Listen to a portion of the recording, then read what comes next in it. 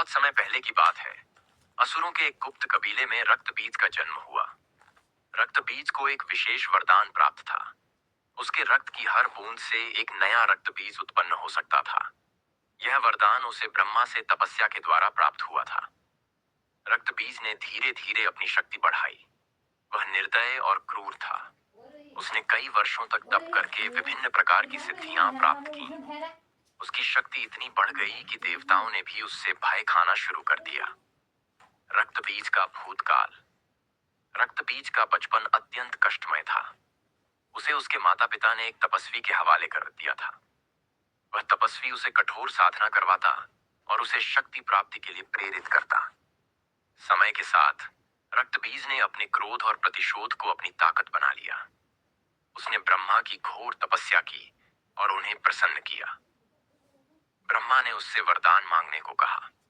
रक्तबीज ने वरदान मांगा, हे प्रभु, मुझे ऐसा वरदान दें कि यदि मेरा रक्त धरती पर गिरे तो उससे हजारों रक्तबीज उत्पन्न हों। ब्रह्मा ने यह वरदान देकर उसे अभय कर दिया। यह वरदान प्राप्त करने के बाद रक्तबीज ने पृथ्वी, स्वर्ग और पाताल में आतंक मचाना शुरू कर दिया। उसकी सेना हर युद्ध में अजेय थी। जब भी वह घायल होता, उसके रक्त की हर बूंद से हजारों रक्तबीज पैदा हो जाते और युद्ध का परिणाम बदल जाता। देवताओं की प्रार्थना। रक्तबीज के आतंक से त्रस्त होकर देवता भगवान शिव और भगवान विष्णु के पास गए।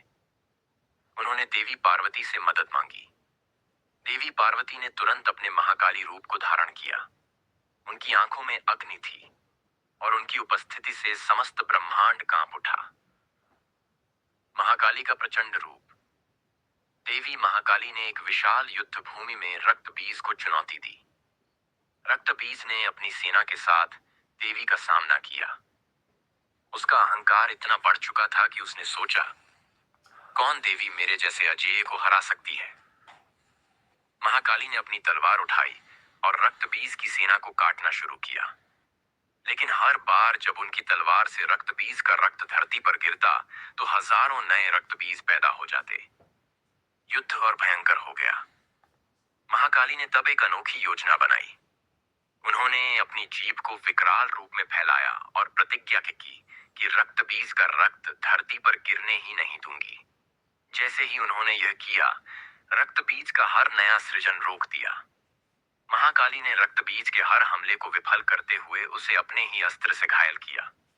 जब रक्तबीज पूरी तरह कमजोर हो गया तो महाकाली ने उसे निगल लिया। रक्तबीज का अंत और भविष्यकाल। रक्तबीज के अंत के साथ ही उसका आतंक समाप्त हो गया। परंतु महाकाली ने सभी को यह चेतावनी दी कि जब भी अहंकार, अभाव, अन्याय और अज्ञान बढ़ेगा तब विनाश अवश्य होगा। महाकाली का यह प्रचंड रूप न केवल रक्तबीज के अंत का प्रतीक था, बल्कि यह भी दर्शाता है कि बुराई कितनी भी शक्तिशाली क्यों न हो, सच्चाई और न्याय के सामने टिक नहीं सकती। इस घटना के बाद संसार में संतुलन लौट आया। देवताओं ने महाकाली का धन्यवाद किया और उनकी स्तुति की। यह कहानी आज भी बुराई पर अच्छाई की विजय के रूप में याद की जाती है।